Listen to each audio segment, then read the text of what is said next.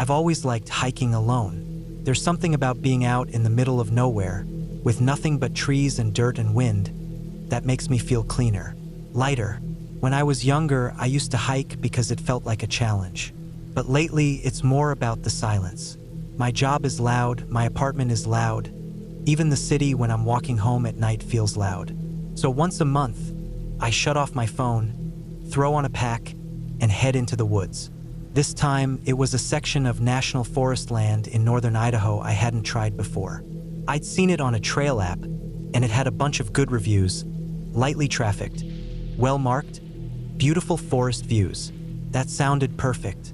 I took Friday off work and drove out early that morning. The trailhead wasn't even marked with a sign, just a gravel pullout and a little brown information board with weathered maps pinned to it. It looked rough but not sketchy. I parked, locked up, pulled on my pack, and hit the trail. Started off easy. Tall lodgepole pines, soft dirt underfoot, a little chill still in the air. I moved at a steady pace, not rushing. I had enough food and water for 3 days and planned to do a 2-night out and back, with one long full day of hiking in the middle. I didn't see a single person that first day, just the way I like it. I passed a little creek, walked under a fallen tree, climbed steadily uphill for a while until I found a nice flat spot to set up camp. I ate a cold dinner, just jerky, a granola bar, some trail mix, and watched the trees sway. I crawled into my tent before the sun fully dipped. It was dead quiet, aside from the occasional chirp or rustle. That night it rained, just a soft, steady drizzle. I lay in my sleeping bag listening to the water patter against the nylon. No wind, no thunder, just rain. It made me sleep deeper. The next morning, the sky was gray but dry. I packed up camp, tied my soaked tent to the outside of my pack to air it out, and started hiking again. This was supposed to be my big day, about 14 miles deeper into the woods. I picked a spot on the map where 2 creeks crossed. It looked flat, remote, and perfect for camping. Around midday, the trail got rougher, narrow, steeper in parts, and muddy from the rain. I had to climb over a few fallen trees and took a small detour where the trail had washed out. I remember glancing at my GPS app and seeing I was still on course. The trees were denser now, taller, closer together. I hadn't seen a single sign of another person since I started. That's when I saw a faint path leading off to the right. It looked like a game trail at first, barely a depression in the grass. But the more I looked, the more I realized it wasn't an animal path. It was too straight, and it had clear boot prints, though old ones. I checked the map again. If I took that path, it looked like it would cut about 2 miles off the next leg of the loop. I figured maybe it was an old shortcut or forgotten part of the trail. I hesitated. The reviews on the app had warned not all side trails were maintained, but I felt good, strong, alert. I took the shortcut. That decision still haunts me. First, the trail was fine, narrower but walkable. The boot prints faded quickly, but I could still make out the path. The trees closed in even tighter around me. The light started to fade, even though it wasn't even late afternoon yet. The sky had clouded up again. I kept going, figuring I'd rejoin the main trail soon. Then I slipped. The trail suddenly dropped. Not a cliff, but a steep decline slick with wet leaves and pine needles. My foot went out and I landed hard on my right side. I skidded maybe 15 feet before I stopped, right against a stump.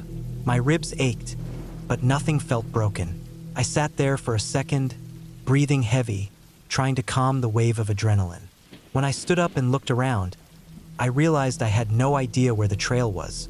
The slide had carried me downhill and off the path. I walked back uphill slowly, scanning the trees, but everything looked the same, just trees and brush and rocks. I checked my GPS, but it kept glitching, struggling to find a signal. I held it up and spun in a circle, but all it did was show a vague blue dot with no trail lines anywhere near it. I wasn't panicked yet. I've been off trail before. Usually I just backtrack slowly and carefully. So I started uphill again in the direction I'd come from. The ground was soft, spongy. Everything was wet. It was getting colder too. I climbed for maybe half a mile before I admitted to myself I wasn't sure I was going the right way. I stopped and sat on a rock, pulling out my map and compass. But the area I'd wandered into didn't match anything on the map. There weren't even the right number of contour lines. It was like I'd dropped into a spot that wasn't on the paper. Then I saw the tree. It was a thick pine scarred down the side. Looked like maybe it had been hit by lightning years ago. The bark was twisted and black in one long stripe. But that wasn't what made me freeze. What got me was the faint bit of orange survey tape tied to a low branch. I walked closer. There was another piece of tape tied to a tree 20 feet away. Then another and another. Someone had marked a path. But it didn't feel like a hiking trail. It felt like something else. Still, it was the only sign of human presence I'd seen in hours. I followed it.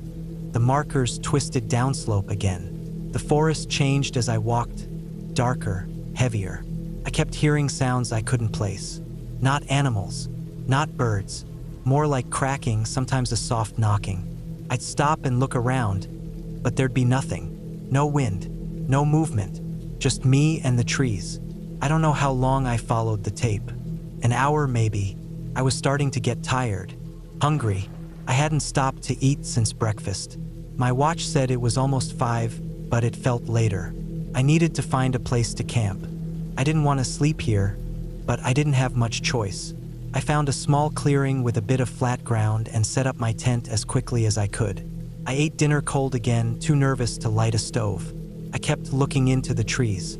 I couldn't shake the feeling I'd crossed into some place I shouldn't have. Not in a magical way, just in a way that meant danger. Like I was trespassing somewhere unspoken. That night, I didn't sleep. I heard something around midnight. Movement. Slow. Steady. Something walking. Not right up to the tent, but near enough to hear. The steps didn't sound like an animal. They were too even. But there was never a flashlight, never a voice. Just the sound of something large circling. I stayed frozen in my sleeping bag, holding my breath, trying not to move. My knife was in my pack. Not that it would have done much good. I lay there until the sound finally faded. I don't know how much time passed. Could have been minutes, could have been hours. I just stared at the ceiling of the tent, waiting for the sky to get lighter. The first light, I packed up fast. I didn't eat. I didn't brush my teeth. I just got moving. I didn't even bother checking my GPS. I didn't trust it anymore. I tried to head east, hoping to intersect with the original trail. The forest dragged on. Steep slopes, thick brush, fallen trees. Everything was wet and slick. I fell again. My legs were starting to ache. My ribs throbbed where I'd landed the day before. I could feel blisters forming on my heels. Then I found the cabin. It was half-rotted, small, no windows, just 4 log walls and a door hanging crooked on a rusted hinge. No one had lived there in decades, but the ground outside it was trampled. Not heavily, but enough to be fresh. I didn't go in. I didn't even get close. I just stood there staring at it. There were bones nearby, scattered in the grass. Probably animal, I told myself.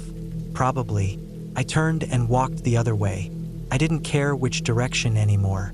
I just needed to keep going. By late afternoon, my water was low, and I hadn't eaten anything except a handful of trail mix. My legs were shaking. The sky had darkened again, heavy with clouds. I started to feel the first drops of rain. I was exhausted, but I couldn't stop. I kept walking. Then finally I saw it. A trail marker. An actual, honest-to-God painted wooden post, worn but recognizable. I let out a noise. I think it was a laugh, or maybe a sob. I almost dropped to my knees. I followed that trail for miles, slowly climbing back toward where I hoped the car was. I didn't see anyone, not a single person, just more woods, more rain. But the path was clear, white, solid. I made it back to the trailhead just as night fell. My car was still there, untouched.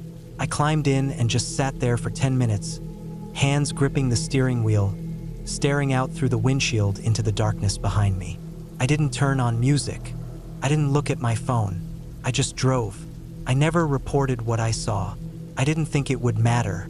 No one would tear up the forest to look for an old cabin. No one would believe the sounds or the trampled ground or the bones. I can barely believe it myself. But I know what I felt. I know I wasn't alone out there. I always liked hiking alone. There's something quiet about it that helps me reset. No pressure to keep up with anyone. No small talk, just the rhythm of my boots and the sound of the trail. I used to think it was the safest way to think. When I went out that weekend, I had no idea I was going to change how I feel about hiking forever. It started as a normal trip. I picked a spot I hadn't explored before, a long loop trail in a national forest out west, a bit more remote than what I usually go for. I had been on solo hikes before, but this one was farther out, less trafficked, more rugged. That was part of the appeal. I needed something to get my head right. Work had been a mess for weeks. My sleep was off, and everything just felt tight and cramped in my life. I figured 3 or 4 days out in the woods would fix me. It usually did. I parked at a small trailhead lot off a Forest Service road, packed up my gear, triple-checked my supplies, and set off. The weather was perfect. Cool mornings, warm afternoons, clear sky overhead. The trail cut through thick pine forests, then opened into wide hills dotted with low brush and boulders. The landscape had this quiet that felt really deep, like the kind that's so still you can hear your heart in your ears. The first day went smooth. I hiked about 10 miles in and found a good place to set up camp. It was a flat area near a dry creek bed, surrounded by trees, with a little rocky slope behind it that gave a view of the hills. I set up my tent, cooked some food, and just sat there until the stars came out. No one around, no noise but crickets and the occasional distant howl from what I figured was a coyote. Felt good, like I was where I needed to be. The second day, I broke camp early and kept going. The trail climbed into a ridge line that ran north for a few miles, then dropped into a canyon. I was aiming to make it to the far side of the loop by nightfall. It was a longer stretch, probably around 15 miles, but I had done more than that before. Around mid-morning, I stopped to refill water from a small stream, and that's when I noticed something weird. There was a crushed aluminum can lying near the water. It was one of those energy drinks, not exactly rare, but it stood out because I hadn't seen any trash at all up to that point. I picked it up and put it in a side pocket on my pack, figuring maybe some other hiker had dropped it. But when I stood up and looked around, I realized there weren't any other prints, just mine. I kept moving. A couple miles later, the trail passed through a narrow gap between two big rock formations. It felt like a little tunnel of trees and stone, shaded and cooler than the open areas. As I passed through, I got the strange feeling like I was being watched. It hit me like a shift in temperature. No sound, no movement, just this creeping sense that something wasn't right. I kept walking, slower now, turning to check behind me every so often. Nothing, just trees and trail and wind. I told myself it was just the isolation getting to me. The mind starts to play tricks when you're too quiet for too long. I've had it happen before. I pushed through, made it out of the rock gap, and kept going. That evening, I made camp again. I picked a spot near a stand of trees at the edge of a meadow. Good visibility, no brush too close. I set everything up, made dinner, and sat with my back to a log while I watched the sky fade. Just before I went into the tent for the night, I thought I saw movement at the far end of the meadow, just a shadow shifting. I stood still and stared, trying to see if it was an animal, but there was nothing after that. I scanned the tree line for a while before I finally went inside. I kept my knife close that night. The third day started with a weird silence. No birds, no insects, not even wind. Just quiet. I got up, packed fast, and started hiking. My plan was to cover the final stretch of the loop and be back at the trailhead by late afternoon. I hadn't gone more than a mile when I saw it. More trash. This time it was a plastic wrapper, wedged between two rocks just off the trail. Again, no footprints near it. No sign of anyone else. I didn't like it. I picked it up and kept going, more alert now, glancing over my shoulder more often than I normally would. Around midday, I stopped for a quick rest under a large pine. I dropped my pack, sat down, drank some water. 10 minutes, maybe 15. When I stood up and grabbed my bag, I noticed the zipper on one of the side pockets was partly open. That zipper was closed earlier. Inside, my folded map was gone. Just gone. Not dropped, not misplaced. I always keep it in the same place. It was there the night before. I searched the ground. Nothing. Not a flutter of paper. Not a breeze, no animal tracks. Just quiet woods. Something was wrong. I felt it in my teeth, in my hands, in the back of my throat. Something was off. I zipped the pocket, slung my pack on, and started moving again. This time, faster. The trail wound through a deep, narrow section of forest for the next few miles. It was all shadows and tight trees. I kept my ears open, but it was too quiet. I didn't even hear squirrels or birds. That kind of stillness only happens when something bigger is around. The sun dipped behind the hills faster than I expected. It wasn't dark yet, but the trail was dim.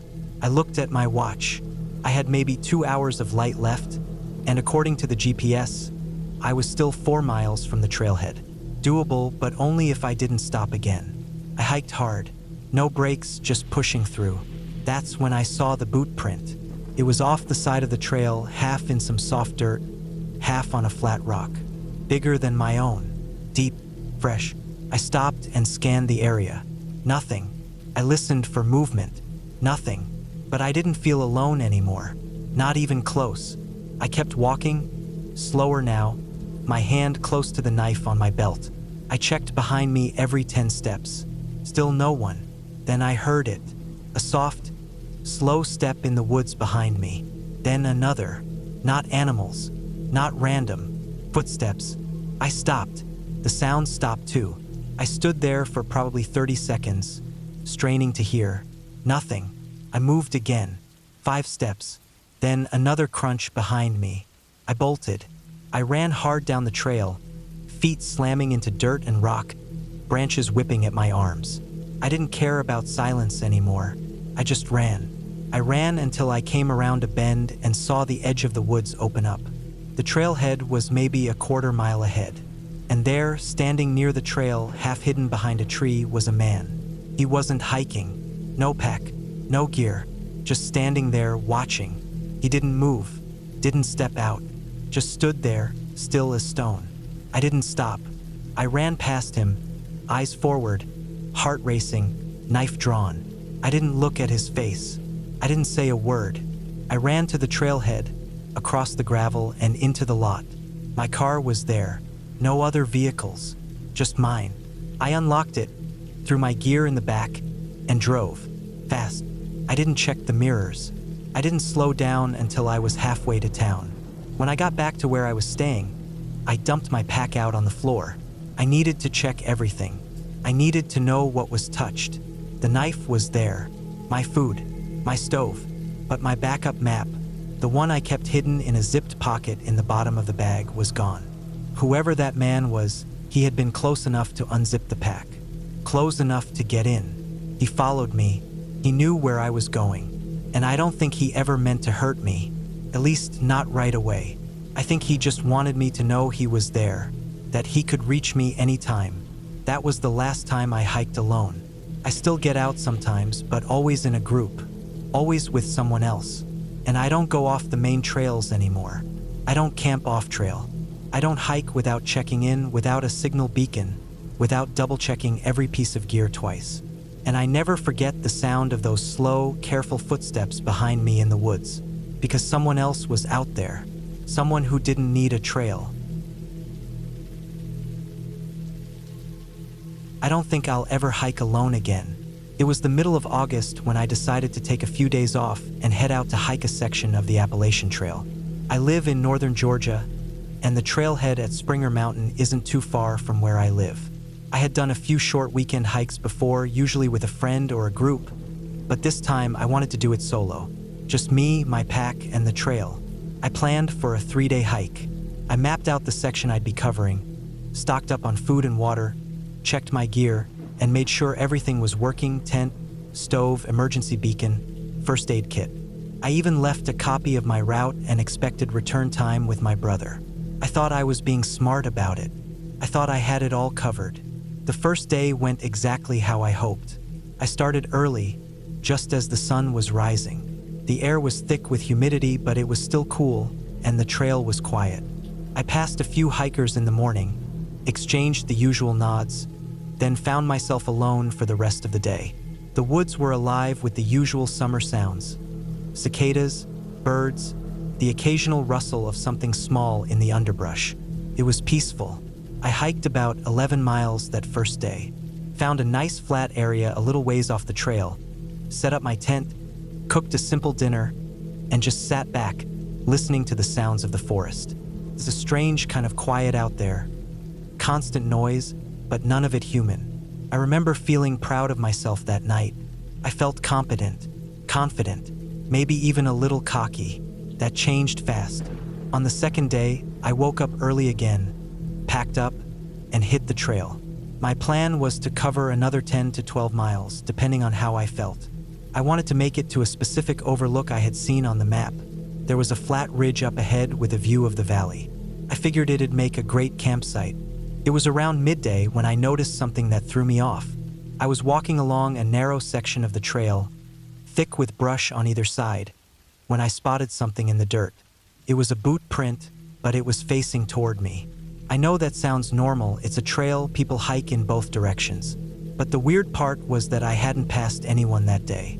Not a single person. And I'd started early, before most people were even up. I stopped and looked around. The woods were quiet, just the same bugs and wind as always. Still, I felt something shift. It was like a pressure on my chest. I told myself I was being paranoid. People hike this trail all the time. Maybe someone had gone off trail earlier and looped back. Maybe they were resting up ahead. I brushed it off and kept moving. A couple miles later, I found more prints. These ones were fresher, like the person had passed through not long before me. Again, they were facing toward me.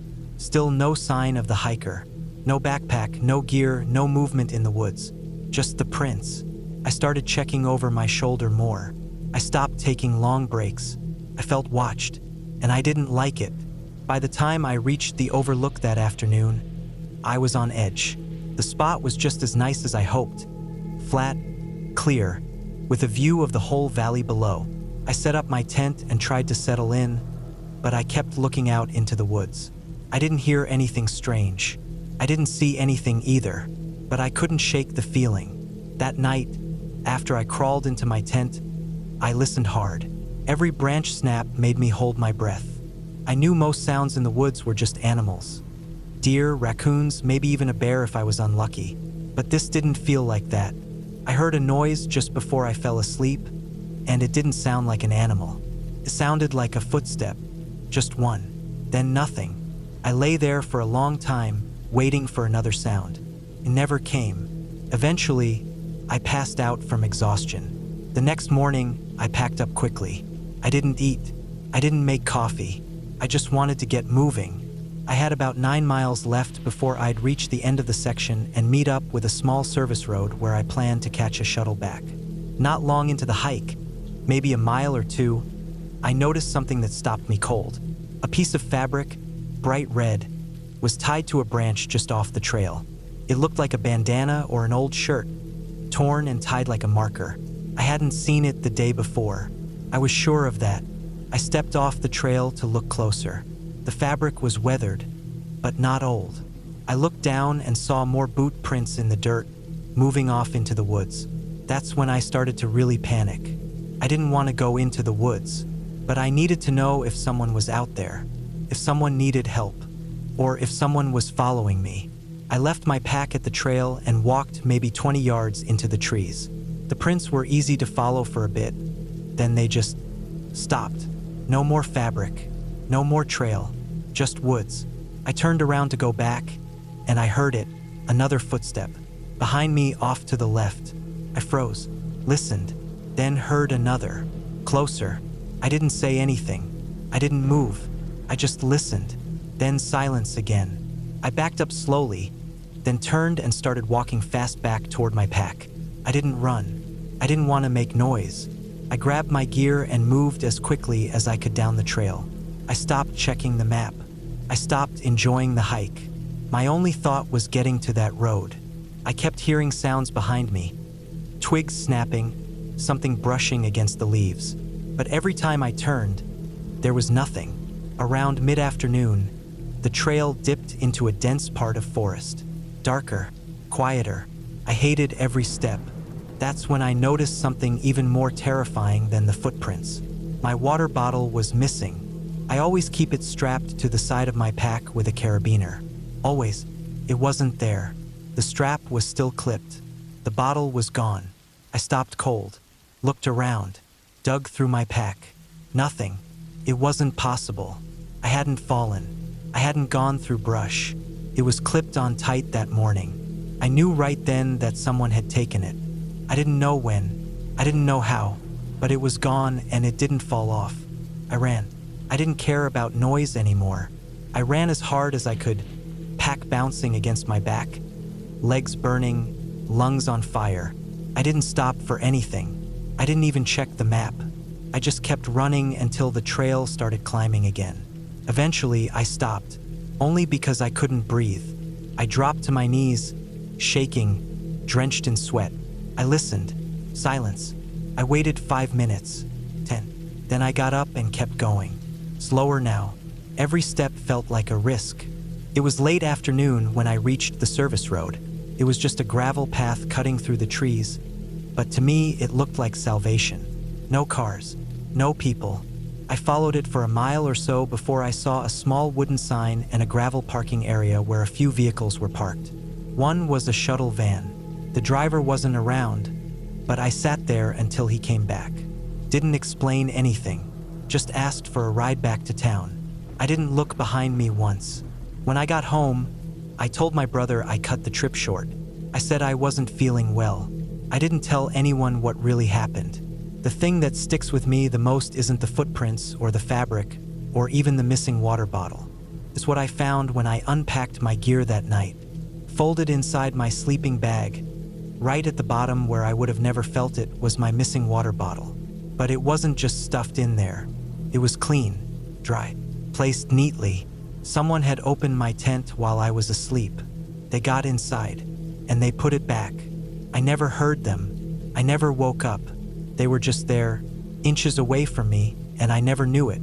That was the last time I hiked alone. It started as a solo trip I had planned for a while. Nothing too ambitious, just a long weekend hike up into the mountains about 4 hours from where I lived. I'd been getting more serious about hiking over the past year, trying to gradually take on more challenging terrain. This route was a loop trail that cut through alpine forest, followed a ridgeline, and then circled back down through a rocky basin that was known for its scree slopes, those steep fields of broken rock that shift under your boots with every step. I'd read trip reports that said it was manageable as long as the weather held and you watched your footing on the descent. That was the main warning. The scree section could be nasty if you weren't careful. People had twisted ankles there. A couple folks had slid down on their backsides, bruised but otherwise fine. No major accidents, at least not in the recent posts I found online. Still, I knew how quickly things could go bad in the backcountry. I packed accordingly: extra food, layers, satellite beacon, map, compass, first aid kit. I left my itinerary with my brother, too, just in case. I drove out early on a Friday morning, hit the trailhead by 8, and started hiking under a clear sky. The trail climbed slowly at first, weaving through tall firs and pines, with the occasional glimpse of snow-dusted peaks through the branches. The air was cool, and the forest still felt sleepy. Birds were just starting to chatter. I didn't see anyone else on the trail, which I liked. That kind of solitude is hard to find, and I'd grown to appreciate it more than I expected when I first started doing solo trips. By early afternoon, I'd covered about 10 miles and made it to a small alpine lake. It was glassy and still, surrounded by scrubby trees and boulders. I stopped there for lunch, just jerky and a tortilla wrap, and filtered some water to refill my bottles. I considered setting up camp there, but I still had plenty of daylight and wanted to press on another few miles to a spot I'd seen on the map, a little saddle point before the ridgeline climb. That way I'd have a shorter climb in the morning and could reach the scree field earlier in the day. The trail from the lake started climbing sharper, and the trees thinned out quickly as I got higher. By the time I reached the saddle, I was above the tree line. The sun was dipping behind the ridge, casting long shadows across the rocky slope, and the temperature dropped fast. I found a flat patch between some rocks that offered a bit of shelter from the wind, pitched my tent, and settled in for the night. It was a quiet night, cold but calm. I didn't sleep much, but I never really do the first night out on a solo trip. I kept waking up, listening for sounds, adjusting my layers, trying to get comfortable on the thin sleeping pad. Still, by morning I felt ready to go. I made oatmeal, packed up camp, and started hiking by sunrise. The ridgeline wasn't too bad. Some scrambling here and there, but nothing sketchy. The views were stunning. Jagged peaks off in the distance, clouds hanging low in the valleys below. The wind picked up, though, and I had to stop a few times to brace myself during stronger gusts. By mid-morning, I started the descent toward the Scree Basin. The upper part of the descent was easy enough, solid trail, switchbacks, packed dirt. But I could see the Scree field coming into view ahead, a long, wide slope of broken rock stretching down into the basin. The trail basically disappeared at the top of the slope, replaced by cairns and faint boot paths that zigzagged through the rocks. I took a break just before hitting the Scree, drank some water, tightened my pack, and looked over the slope. It looked manageable, long but not as steep as I imagined. I picked out a general line to follow based on the visible cairns, then stepped out onto the rock. The first 50 feet were fine. The rocks were loose but small, mostly fist-sized, and shifted underfoot in predictable ways. I kept my steps short and deliberate, using my poles to stay balanced. Then the rocks got bigger, footballs, then soccer balls, then small boulders, and the footing got more unpredictable. Every step was a negotiation. Some rocks shifted, some held, some slid out from under me entirely. I slipped a few times but caught myself with a pole or my other foot. About halfway down the slope, I stopped to catch my breath and look for the next cairn. That's when I noticed it, a dull throb in my right ankle. It hadn't twisted, but it felt off. Sore. Maybe I'd landed weird on one of the bigger rocks without noticing. I tried rolling it a few times in place. Still mobile, but not as strong. I figured I'd just take it slower from there. No big deal. I kept moving, but more carefully. I aimed for the more stable-looking rocks, tried to avoid the steeper gullies. The wind was still blowing up the slope, kicking dust into my face, and I had to stop a few times to shield my eyes. That's when I made a mistake. I looked down the slope to see how much farther I had to go. It was a lot farther than I thought. Probably still another quarter mile, and the slope only got steeper. Something about looking down made me hesitate. I started to doubt the line I was following. The cairns weren't as visible anymore. I adjusted my route slightly to the left, thinking I could reach a flatter-looking section, but that's where things got bad. The rocks there weren't just loose, they were unstable. I stepped on one, and the whole section shifted under me. I tried to backstep, but my left foot went out from under me, and I hit the ground hard. My knee slammed into a sharp rock, and my hands scraped against gravel as I slid. I managed to stop myself by jamming my pole into the rocks and planting my boots, but now I was sitting in the middle of the slope, bleeding from one hand, my right ankle flaring with pain. I sat there for a minute, breathing hard, trying to calm down. My knee hurt, not broken but swollen fast. My ankle, same one, was worse now. Not broken either, but strained bad. I could still move it, but putting weight on it was getting harder. I knew I had to keep moving. I couldn't stay sitting on a scree field all day. Weather could turn. Clouds were already building on the ridgeline behind me. I tried standing. It hurt, but I could do it. I started again, slowly, sidestepping, lowering myself carefully with each step. I ditched the idea of following cairns now and just aimed for a cluster of larger rocks at the bottom of the slope. I figured I could rest there and reassess.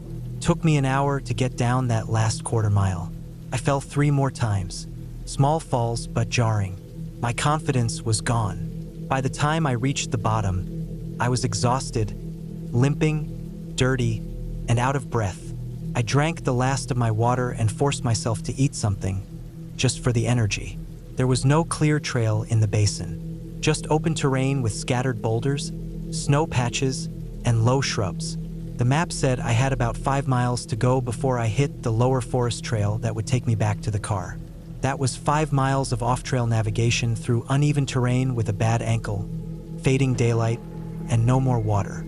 I checked my GPS and compass, picked a bearing, and started moving again. That next stretch was hell. Every step sent pain up my leg. I was limping hard now, using one pole as a crutch, dragging my right foot more than stepping with it. The terrain didn't help. Soft patches of snow, sudden drop-offs, thick underbrush. I had to stop every 20 minutes just to catch my breath. It started drizzling in the late afternoon. Not enough to soak me, but enough to make everything slick. I nearly fell twice on wet rock. I kept checking the map, checking my compass, second-guessing myself every time the terrain didn't match what I expected. Eventually, I reached a stream. That was the first good thing all day. I filtered water and drank as much as I could. I knew I had to be close to the tree line now. I could see thicker forest ahead. I pushed on, desperate to find the trail. Light was fading. The drizzle picked up into steady rain. I finally reached the forest just before dark. Everything was wet, cold. My ankle was twice its normal size. I knew I couldn't hike much farther, not like this. I found a small clearing under some trees, cleared the wet branches, and set up my emergency tarp as a shelter. I crawled underneath, got into my sleeping bag fully clothed, and wrapped my ankle with spare socks and medical tape. It was throbbing, but there wasn't much else I could do. That night was the longest I've ever had. Couldn't sleep. Every noise felt like it was getting closer. Rain dripped through the tarp. My leg was stiff and aching. I kept checking my phone even though I knew there was no signal. The satellite beacon was there if I needed it, but I held off. I didn't want to hit that button unless I truly couldn't move. I told myself I'd try to hike out at first light. By morning, the rain had stopped, but the fog was thick. I packed up slowly, painfully, then started limping again. After less than an hour, I finally saw the trail.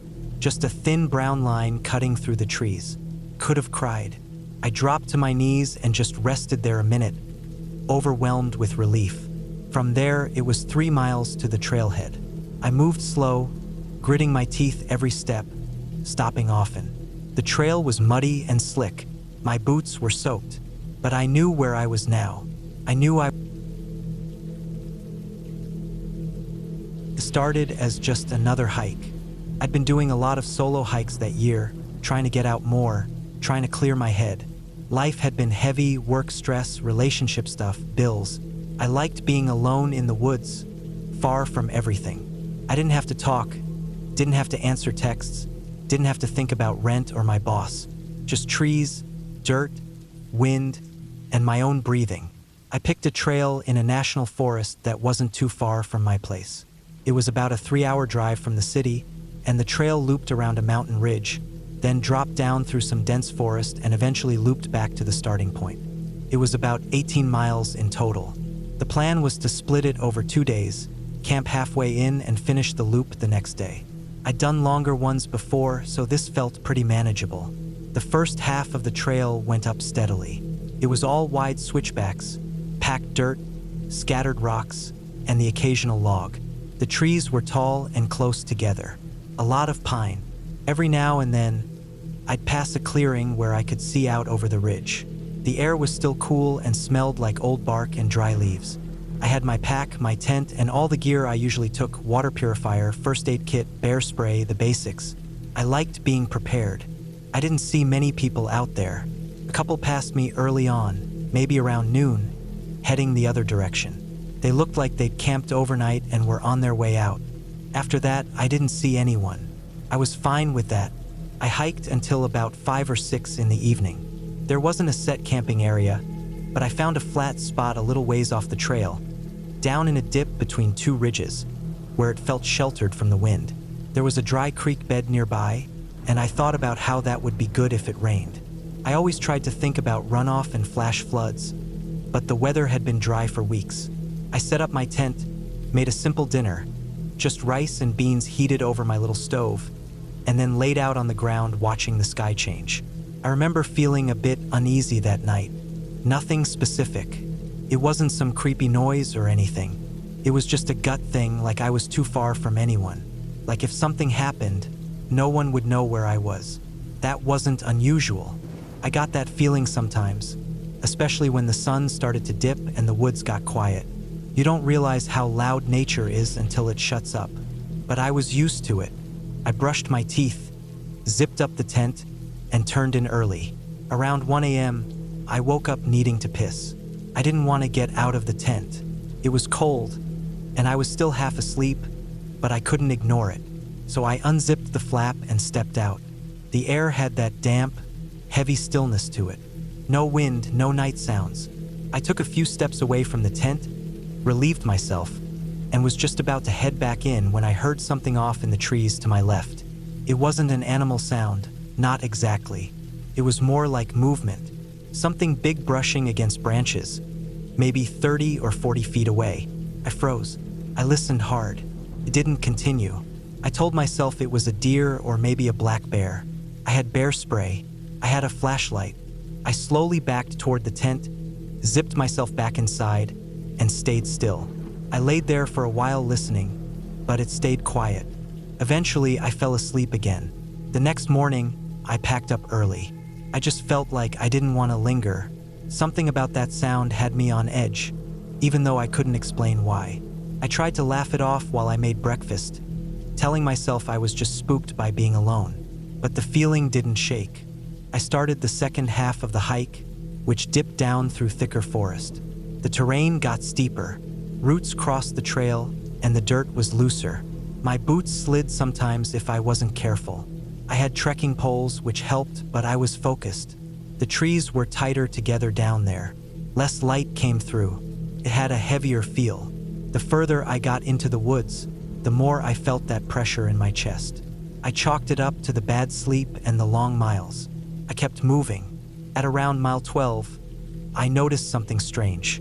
There were tracks on the trail. Not fresh, but recent. Heavy tread, boot prints. I assumed they were from another hiker, maybe someone ahead of me, but they didn't seem to follow the trail the whole way. Sometimes they veered off, then came back. At one point, I saw a pair of boot prints facing toward the trail, like someone had stood just out of view and watched the trail for a while. That gave me pause. I squatted down and looked at the prints more closely. They were deeper than mine, and I'm not a small guy. Whoever made them was heavy or carrying a lot of gear. I stood up and looked around but didn't see or hear anyone. The woods were silent again, except for the occasional creak of a tree or rustle of leaves. I kept moving. My pace quickened.